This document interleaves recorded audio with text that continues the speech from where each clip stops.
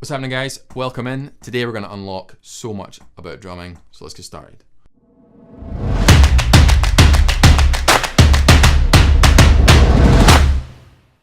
Like I said, we're going to unlock a lot of drumming today. And what we're going to do is we're going to choose 3 notes. Right, left, kick. Now, that might not seem like a lot, and you will have heard it played like the bottom fill. Or if you've seen Dave Grohl play with Queens of the Stone Age, no one knows, it's in there.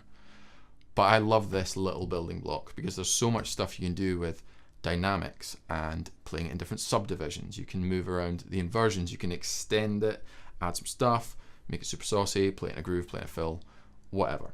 Let's head to the studio, we'll talk about a couple of options, and I'll see you back here. So, if you've ever played rock music or heard any Zeppelin or any sort of imitation of Zeppelin, you'll have heard this. That is an awesome badass fill, but it's been done quite a lot. So fundamentally that fill is right left kick. What we're going to do is we're going to change the right left kick from triplets into 16th notes.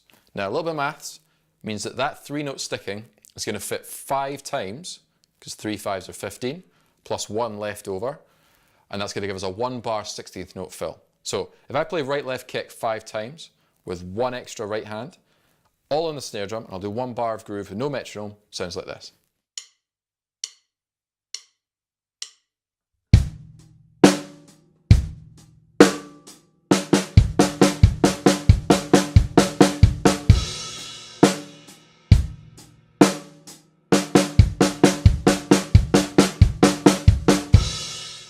Now, in order to keep yourself really spot on in timing, make sure you're counting 16th notes and try to build up your sort of counting coordination to be able to count quarter notes on top of that. It's going to sound like this. 1, 2, 3, 4, 1. And that way you'll definitely know where the 1 is and you won't speed up or slow down and annoy your bandmates. Bonus pro tip. Right, so what we're going to do is we're going to explore changing the different relationships between the notes. In the example at the start, I played the first 2 right hands loud and then popped the 3rd left and then had a couple of sort of all louds orchestrated around the toms. So we've got a kind of a da da da da ga da ga to create a different shape instead of just the daga a daga a daga a daga a daga a baboosh.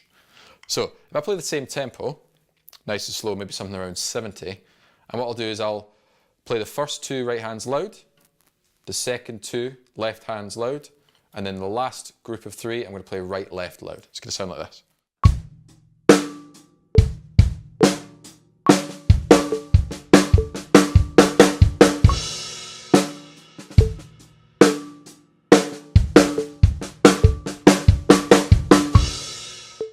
Now instantly we've changed subdivision so it doesn't really sound like that fill. We've changed the dynamics so it's got a bit more flow and a bit more nuance, and it sounds a lot more applicable to everyday music instead of just sort of a machine gun effect. If we orchestrate that around the toms, maybe move the right hand to the floor tom, left hand up there, we end up with this.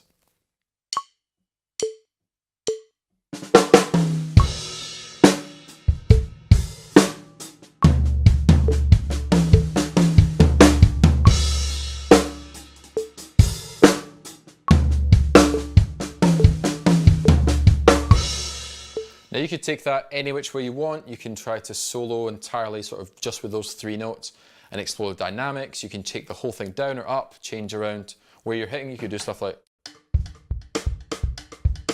It's exactly the same thing. You end up with this really cool way of exploring ideas, very simple ideas, it's only 3 notes, but getting as much mileage out of it as possible, which means it's going to work in loads and loads of musical situations. I hope you dug that lesson. There'll be loads later on these kind of building block series. I'd love to know what kind of lessons you guys want to see, if you're enjoying this format, what help can I give to you to make you a better drummer. If you like this lesson, give me a thumbs up, really helps. Hit subscribe, and I will see you next time.